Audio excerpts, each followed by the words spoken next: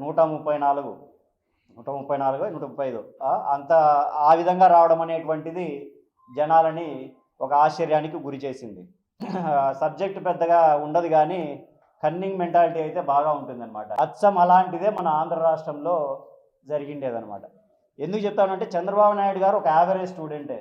Average అంటే ఎప్పుడూ తన పొలిటికల్ కెరియర్లో ఏ రోజు కూడా సింగిల్గా పార్టీని రూల్ చేసినటువంటి దాఖలాలు లేవు ఇంతవరకు. 4 టైమ్స్లో ప్రతిసారి ఎవరో ఒకరితో కోalition పెట్టుకునే అధికారంలోకి రావడం జరిగింది.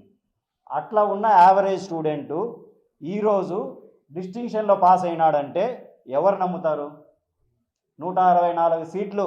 మీకు డౌట్ రావచ్చు, ఈసారి కూడా కోalition గవర్నమెంటే కదా, సింగిల్గా ఏం కాదు కదా, కోalition గవర్నమెంటే వచ్చి ఉంటుంది కదా.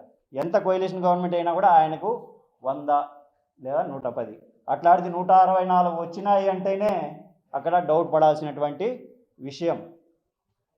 ఒక యావరేజ్ స్టూడెంట్ ములిగి పాస్ అయ్యే స్టూడెంట్కి గోల్డ్ మెడల్ డిస్టింక్షన్లు వచ్చినాయంటేనే డౌట్ పడాల్సినటువంటి విషయం. అలాంటిదే ఇప్పుడు జరిగింది మన ఆంధ్ర రాష్ట్రంలో.